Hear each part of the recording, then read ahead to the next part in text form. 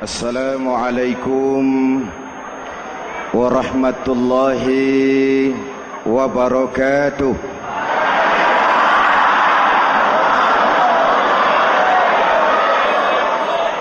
Alhamdulillahi rabbil alamin. Wassalatu wassalamu ala ashrafil mursalin Sayyidina wa maulana Muhammadin wa ala alihi wa sahbihi ajmain, amma ba'du. Para ulama yang saya muliakan, hadirin hadirat ma'asyiral muslimin yang saya cintai, banyak kita alami perubahan-perubahan yang terjadi, baik perubahan yang menyangkut sosial budaya, lebih-lebih yang menyangkut sosial politik. Yang tidak banyak mengalami perubahan adalah sosial ekonomi.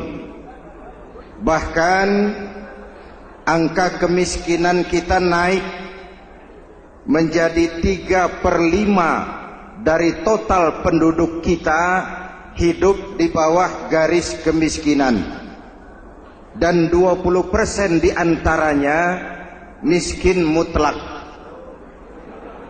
Perubahan-perubahan yang terjadi menyadarkan kita kepada kebenaran Al-Quran ketika Allah menyatakan wa tilkal ayyamu nudawiluha bainan nas. Hari itu kami putar di antara manusia. Ada saat datang, ada waktu pergi.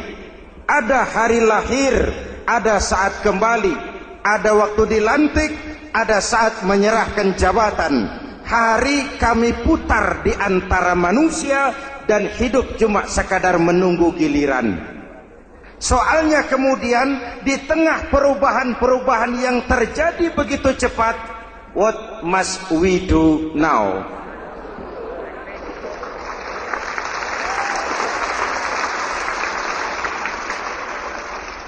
Saya juga nggak ngerti itu.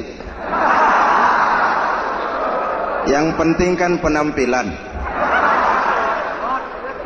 Saudara-saudara kaum muslimin di seluruh tanah air, jadi pemimpin adalah pelayan bagi orang yang dipimpinnya. Okelah, perbaikan ekonomi, pembukaan lapangan kerja baru kita serahkan kepada pemerintah, karena kita percaya mereka orang-orang terpilih belaka yang dipilih dengan kepercayaan akan mampu membawa rakyat keluar dari kesulitan. Amin.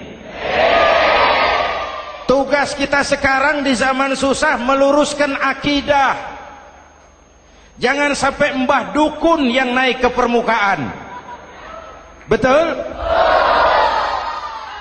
Islam misinya yang pertama membebaskan manusia dari kemusyrikan.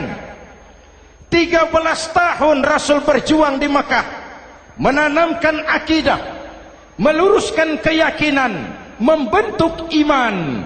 13 tahun membebaskan manusia dari belenggu kemusyrikan. 13 tahun menanamkan la ilaha illallah Muhammadur Rasul dengan seluruh konsekuensinya. Kalau saya yakin tidak ada Tuhan selain Allah, saya tidak akan meminta tolong kecuali hanya kepada Allah. Saya tidak akan pernah takut kecuali hanya kepada Allah. Saya tidak akan menggantungkan hidup kecuali hanya kepada Allah. Saya tidak akan minta rizki kecuali hanya kepada Allah. Saya tidak akan melarikan persoalan kecuali hanya kepada Allah. Kalau konsekuen dengan keyakinan ini, mbah dukun nggak dapat tempat.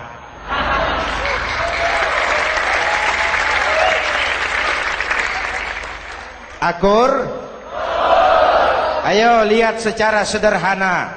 Saya sandaran di tiang, tiangnya ambruk, sayanya jatuh. Saya sandaran di tembok, temboknya runtuh, saya juga runtuh. Saya sandaran kepada orang kaya, dia jatuh miskin, saya bangkrut. Saya sandaran kepada jenderal, dia pensiun, saya selesai. Tapi kalau saya sandaran hanya kepada Allah, Allah tidak akan pernah miskin, Allah tidak akan pernah lumpuh, Allah tidak akan pernah terpuruk, dan Allah tidak akan pernah berkurang kekuasaannya.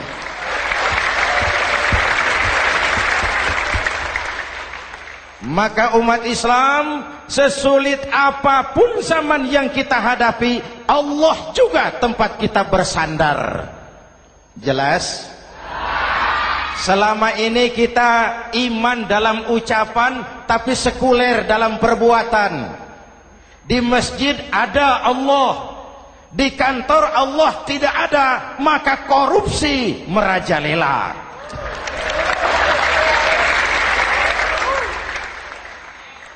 Di masjid ada Allah, di pasar Allah tidak ada, maka timbangan tetap curang. Kita iman dalam ucapan, tapi sekuler dalam perbuatan. Oleh karena itu, sesulit apapun zaman yang kita hadapi, iman jugalah pegangan kita, Allah juga tempat kita bersandar. Boleh zaman berubah, akidah jangan sampai goyah. Karena iman kita hidup, untuk iman kita berjuang, dan dalam iman kita ingin kembali menghadap Allah Subhanahu. Selama ini manusia Indonesia kita lebih banyak diisi otaknya, hati sering kosong, agama dangkal, akidah rapuh, moral rendah. Memang kemudian muncul banyak orang-orang pintar, cuma sayang tidak benar. Indonesia kita bangkrut, Indonesia kita terpuruk, Indonesia kita sakit parah kalau diurus orang yang cuma pintar tapi tidak benar. Kita perlu orang-orang pintar, tapi kita lebih perlu orang benar. Jelas? Kalau cuma pintar tapi tidak benar, itu yang sering saya sampaikan, nanti disuruh ngurus beras malah nimbun beras.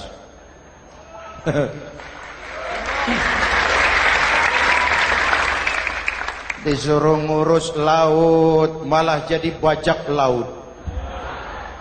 Disuruh ngurus hutan rame-rame jadi orang hutan. Jutaan hektar hutan Indonesia kita ini merupakan kekayaan sumber daya alam kita yang harus digunakan bagi sebesar-besar kemaslahatan rakyat. Yang disuruh ngurus hukum malah bikin hukum seperti pisau, tajam ke bawah, tumpul ke atas. Jangan heran lalu di masyarakat muncul street justice, pengadilan jalanan, sebagai refleksi dari ketidakpuasan melihat sikap hukum yang sangat berpihak. Kalau yang kecil salah, hukum cepat-cepat ditegakkan.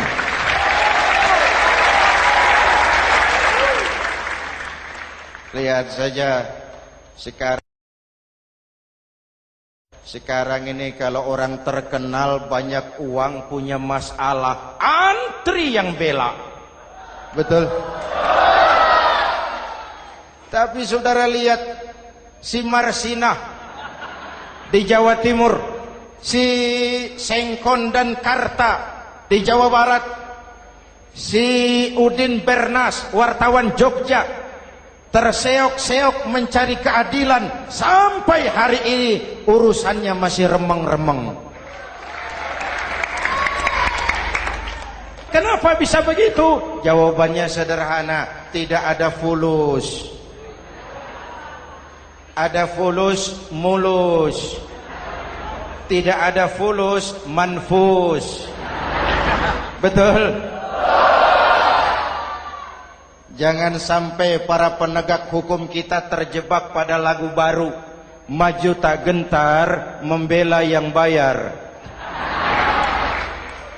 Biar bertentangan dengan nurani, biar bertentangan dengan public opini, biar bertentangan dengan rasa keadilan. Siapa yang bayar, itulah majikan. Mau benar atau salah, belain terus. Kalau seperti inilah hukum kita, mafioso keadilan akan tetap gentayangan. Hadirin yang saya hormati, 13 tahun beliau berjuang di Mekah, meluruskan keyakinan, memantapkan akidah, meneguhkan iman. Dari situ segalanya dimulai, dan ke situ segalanya akan menuju. Intan paling mahal, mutiara paling berharga, tidak lain adalah nilai-nilai keimanan. Kalau itu sudah tergadai, apalagi yang bisa kita banggakan dalam kehidupan ini? Kita merasa harta kita berharga, belum ada artinya ketimbang iman. Kedudukan kita punya nilai pun belum ada artinya ketimbang dengan nilai-nilai keimanan. Itu intan paling mahal, itu mutiara paling berharga. Harta baru ada manfaatnya kalau dilandasi dengan iman. Jabatan dan kedudukan baru terasa gunanya kalau dilandasi dengan keimanan. Kalau jabatan lepas dari iman, yang akan lahir Fir'aun baru. Jelas? Kalau harta terlepas dari iman, yang akan muncul adalah konglomerat Korun. Kalau ilmu pengetahuan terlepas dari nilai dasar keimanan, maka yang akan muncul adalah ilmuwan pelacur yang menyalahkan yang benar, membenarkan yang salah untuk kepentingan pribadi. Dan kondisi seperti itu tidak akan membuat kita makin sehat. Oleh karena itu, pada kesempatan ini, pesan pertama saya, menghadapi zaman susah, tetap jaga akidah. Tetap pelihara keyakinan. Kesulitan bukan untuk ditakuti, untuk diatasi. Hidup adalah kerja keras, bukan keajaiban. Perubahan tidak akan datang hanya dengan simsalabim abragadabra. Perubahan tidak akan muncul hanya dengan berandai-andai. Perubahan tidak akan turun dari langit seperti turunnya embun di waktu malam. Perubahan adalah kerja keras. Sehingga Al-Quran membimbing kita, innallaha la yughayyiru ma biqaumin hatta yughayyiru ma bi anfusihim. Allah tidak akan mengubah keadaan suatu bangsa kalau mereka tidak mau mengubah apa yang ada di dalam diri mereka. Yang ada di dalam diri itu rule of thinking, state of mind, cara kita berpikir, cara kita memandang kehidupan, cara kita mengatasi persoalan. Hadirin yang saya hormati, inilah iman. Berangkat dari ini kita menyadari, ini ujian buat kita rakyat. Dan kita rakyat Indonesia ini kalau sama susah sih sudah kenyang. Ya Pak? Ya Pak? Kita ini sebagai bangsa mengalami apa yang disebut oleh Bung Karno up and down. Naik, turun, timbul, tenggelam, pasang, surut. 350 tahun dijajah oleh Belanda, kita susah. Berangkat Belanda, masuk Jepang, susah lagi. Pergi Jepang, datang nikah, susah lagi. Lalu kita merdeka, dirongrong oleh berbagai pemberontakan, susah lagi. Makan bulgur, antri minyak. Lalu PKI berontak, susah lagi. Muncul orde baru, lama-lama susah lagi. Orde baru selesai, naik reformasi, mulai repot nasi, susah lagi.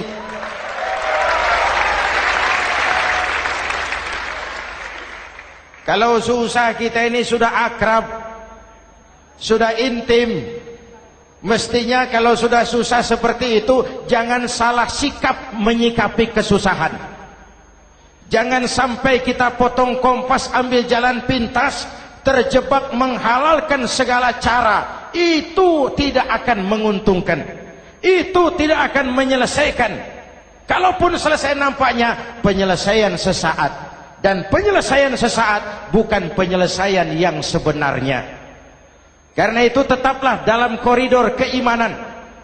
Boleh zaman berubah, akidah jangan sampai goyah. Silahkan masa berganti, tapi keyakinan jangan mati. Sekali la ilaha illallah sampai tetes darah paling penghabisan, tetap la ilaha illallah. Sanggup? 3 orang. Sanggup? 21. Sanggup? Kalau sanggup kita harus konsekuen. Saudara-saudara di seluruh tanah air, misi yang kedua dari Islam setelah membebaskan manusia dari kemusyrikan, membebaskan manusia dari ras diskriminasi, mengikat manusia dengan tali akidah. Sebelum Islam datang, manusia dibedakan oleh warna kulit, manusia dibedakan oleh faktor keturunan, manusia dibedakan oleh faktor harta dan benda. Adalah Rasul yang mengajarkan, innallaha la yanzuru ila suwarikum wala ila amwalikum walakin yanzuru ila qulubikum wa a'malikum. Allah tidak melihat potonganmu, Allah tidak melihat hartamu. Yang Allah lihat itu adalah hatimu dan amal perbuatanmu. Jauh sebelum Amerika teriak-teriak membanggakan apa yang mereka sebut sebagai Declaration of Independence, Nabi sudah mengajarkan kepada kita semua, annas kulluhum li Adam wa Adam min turab la fadla li arabiyyin ala ujamiyyin illa bittaqwa. Seluruh manusia berasal dari Adam. Adam diciptakan dari tanah. Tidak ada kelebihan Arab dengan yang bukan Arab kecuali takwanya. Jauh sebelum Amerika mencanangkan bahwa semua manusia dilahirkan sama, that all men are created equal. Jauh sebelum itu Islam sudah membebaskan manusia dari ras diskriminasi. Apa dalam konteks kekinian menghadapi zaman susah tetap jaga kerukunan? Ya Pak, ya Bu, oi Bu, menghadapi zaman susah tetap jaga kerukunan, baik antar umat seagama, antar umat beragama, maupun antar umat beragama dengan pemerintah. Menjaga kerukunan, jangan saling sikat sikut di antara kita. Sebab kalau sudah rukun, saya ajak berhitung, 1 ditambah 1 sama dengan, itu matematika namanya, hasilnya pasti. Tapi angka sosial hasilnya aneh. Saya ubah jadi angka sosial. Ayo kita berhitung lagi. 1 orang takut ditambah 1 orang takut sama dengan 2 orang setengah berani. Kenapa setengah berani? Karena sudah berdua. Tadi kan takut sendiri. Kalau sama-sama takut berkumpul jadi setengah berani. Kalau ditambah 1 orang takut lagi, 1 orang takut ditambah 1 orang takut ditambah 1 orang takut sama dengan 3 orang berani. Kenapa jadi berani? Karena sudah bertiga. Kita yang lemah, kita yang marginal, kita yang dikucilkan, bahkan kita yang dilecehkan, kalau mau rukun kita akan kuat dan tidak bakal dipermainkan orang.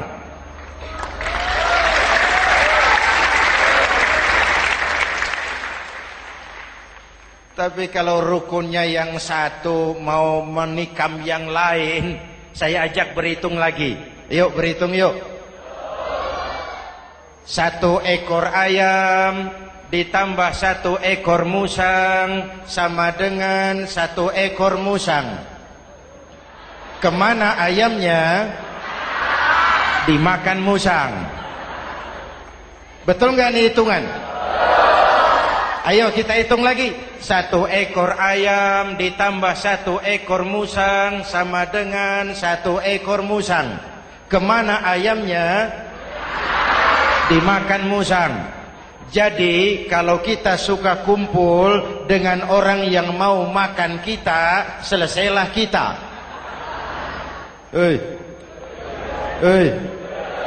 Maka kalau merasa kita ini ayam, yuk kumpul sama-sama ayam, pulang ke kandang ayam. Kalau ada ayam kumpul ke kandang musang, itu namanya ayam minum baygon. Jelas? Menjaga kerukunan. Pertama, antar umat seagama, sesama muslim harus saling menjaga, harus saling memelihara. Baik dia muslim yang jadi kapolri, baik dia muslim yang jadi kasat, baik dia muslim yang jadi pengusaha, baik dia muslim yang jadi petani, nelayan, guru, semua komit menjaga semangat kebersamaan, rukun antar umat seagama. Jelas? Jelas? Hadirin yang saya hormati, atas dasar itu saya ingatkan kembali, kita semua ingin persoalan terorisme dilepaskan kaitannya dari agama manapun. Tidak ada kaitannya terorisme dengan Islam, dengan Kristen, dengan Hindu, dengan Buddha. Tidak ada kaitannya terorisme dengan pondok pesantren.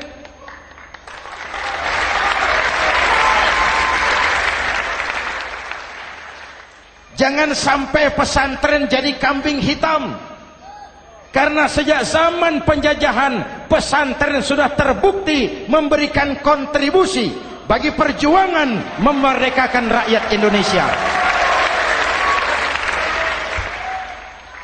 Rukun antar umat seagama. Yang kedua, rukun antar umat beragama. Islam ini rahmatan lil. Jangankan manusia walaupun berbeda agama, binatang saja dihormati. Ada hadis, fa iza zabahtum fa ahsinuz zibhata. Kalau kamu menyembelih hewan, sembelihlah dengan cara yang terbaik. Jangan menyembelih ayam dengan pisau tumpul. Itu namanya tidak berperi kebinatangan. Yang kecil lagi, saudara buka babul istinja, makruh buang air kecil di tanah yang berlubang. Sebab apa? Pertama, menjaga kesehatan. Siapa tahu di lubang yang saudara buang air kecil itu ada gas beracun. Kalau tidak, melindungi binatang yang ada di dalam lubang. Siapa tahu di lubang yang saudara buang air kecil itu ada semut sedang rapat membahas terorisme. Apa dosanya lalu mati dikencingi? Ini namanya rahmatan lis semut. Binatang saja dilindungi. Maka perbedaan agama tidak harus menyebabkan kita bertolak belakang. Perbedaan agama bukan alasan untuk saling bermusuhan. Apalagi kita sudah menyadari tentang kemajemukan kita, tentang kebinekaan kita, tentang keragaman kita.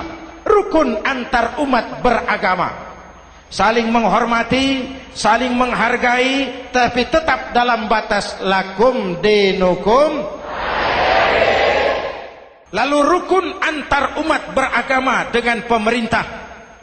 Hadirin yang saya hormati, yang benar kita dukung, yang salah kita perbaiki dan kita tegur menurut cara-cara yang diajarkan oleh agama kita. Dan sholat berjamaah, pendidikan bernegara yang paling bagus. Tadi kita sholat ada imam, ada makmum, betul? Makmum wajib ikut imam kalau imam benar sholatnya. Rakyat wajib ikut pemimpin kalau pemimpin benar mimpinnya. Masyarakat Islam ini loyal. Masyarakat Islam ini bukan pemberontak. Masyarakat Islam ini taat dan setia. Kapan? Kalau imamnya benar. Imam takbir, makmum. Imam ruku, makmum. Imam i'tidal, makmum. I'tidal. Imam sujud, makmum. Tapi kalau imam keliru, mestinya imam ruku malah sujud. Salah imam ini. Tegur. Siapa yang wajib negur? Makmum yang sop terdepan. Anggota DPR.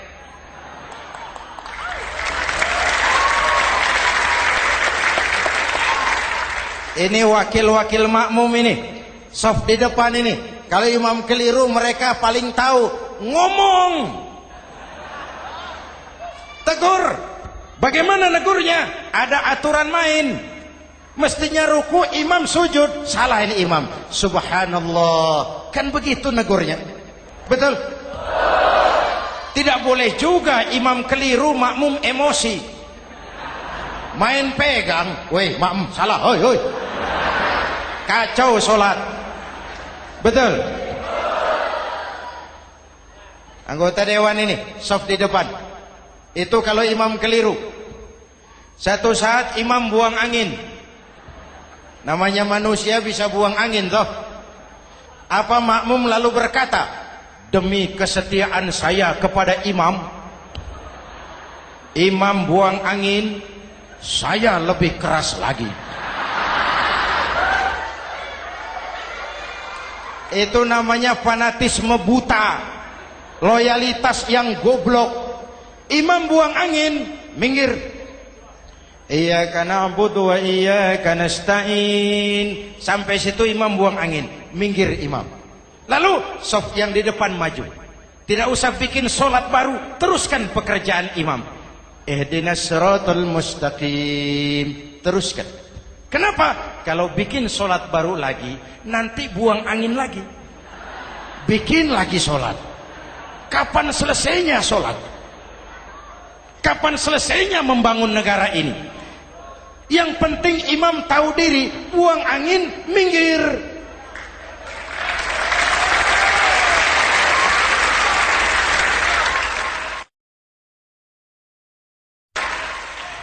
Ini kacaunya sholat berjamaah kita sekarang.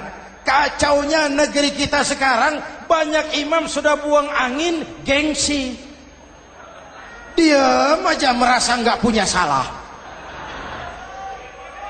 Dikasih tahu sama makmum, imam tadi buang angin ya, malah jawab sedikit. Apa kalau sedikit lalu tidak batal sholat itu? Mekanisme kehidupan sosial yang diatur lewat tuntunan sholat berjamaah. Sehingga Nabi berpesan, kun imaman muta'an au ma'muman muti'an fala takun thalisan jazu'a. Kalau jadi pemimpin, jadilah pemimpin yang ditaati. Kalau jadi makmum, jadilah makmum yang mentaati. Jangan jadi golongan ketiga pemecah belah. Di depan tidak jalan, di belakang takut, ditaruh yang di tengah, di depan didorong, yang belakang ditendang. Ini namanya biang kerok. Saudara-saudara, dari uraian singkat ini saya ambil beberapa catatan pokok. Pertama, kalau ada intan paling mahal, kalau ada mutiara paling berharga dalam hidup kita, itu tidak lain adalah karena keyakinan. Hidup jadi indah, hidup jadi berharga, hidup jadi berarti kalau didasari atas sebuah keyakinan. Dan keyakinan itu tidak lain adalah nilai iman kita, akidah kita kepada Allah Subhanahu wa ta'ala. Yang kedua, tetap menjaga kerukunan. Sesulit apapun zaman yang kita hadapi, kita tetap harus menjaga semangat kebersamaan. Kita harus tetap menjadi lem perekat yang menjaga keutuhan, baik sebagai bangsa maupun sebagai umat. Perbedaan adalah wajar, harus dihormati sebagai ciri kehidupan berdemokrasi. Tapi jangan perbedaan menjadi sebab kita bermusuhan, dan jangan perbedaan menyebabkan kita saling berpecah belah. Hormati perbedaan, jangan perbedaan dipandang sebagai permusuhan. Dengan akidah yang kuat dan kebersamaan yang kokoh, ayo kita hadapi kesulitan, kita atasi kesulitan, dan dengan kerja keras untuk menyongsong hari esok yang lebih pasti. Mari kita Fatihah, semoga Allah memelihara kita bangsa Indonesia. Ala hadhihi niyah wa ila hadratin Nabi. Al-Fatihah.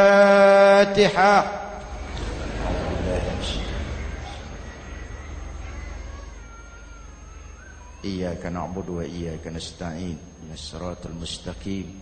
Siratal ladzina an'amta 'alaihim. Bismillahirrahmanirrahim. Amin. Alhamdulillahi rabbil alamin. Allahumma salli wa sallim mubarak ala sayyidina Muhammadin wa ala alihi wa sahbihi ajma'in. Allahumma rabbana taqabbal minna salatana wa siyamana wa qiyamana wa takhashu'ana wa ta'abbudana wa tammim taksirana ya arhamar rahimin. Allahumma aslih man fi salahihi salahul muslimin. Allahumma ahlik man fi halakihi salahul muslimin. Allahumma rabbana la tu'akhizna in nasina aw akhtana. Rabbana wa la tahmil alaina isran kama hamaltahu ala alladhina min qablina.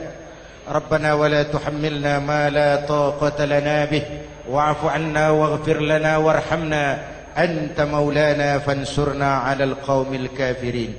Allahumma ij'alna minas su'ada'il maqbulin wa la taj'alna minal ashqiya'il mardudin. Afdalu ma qultuhu ana wan nabiyyuna min qabli. La ilaha illallah.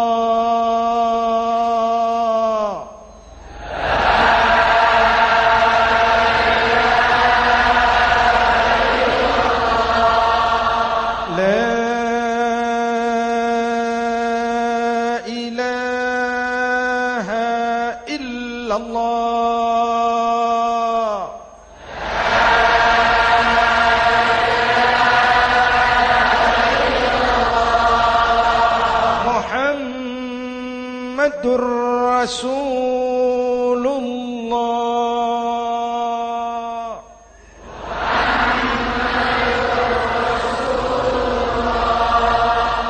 sallallahu alaihi wa alihi wa sallam. Kalimatu haqqin 'alaiha nahya wa 'alaiha namut wa 'alaiha wa biha nub'atsu insyaallah minal aminin minal aminin minal aminin rahmatika ya arhamar rahimin. Sallallahu ala sayyidina Muhammad wa ala alihi wa sahbihi ajma'in. Ana rabbika rabbil izzati amma yasifun. Salamun alal mursalin. Walhamdulillah rabbil alamin. Jumpa lagi di lain kesempatan insyaallah. Wassalamualaikum warahmatullahi wabarakatuh.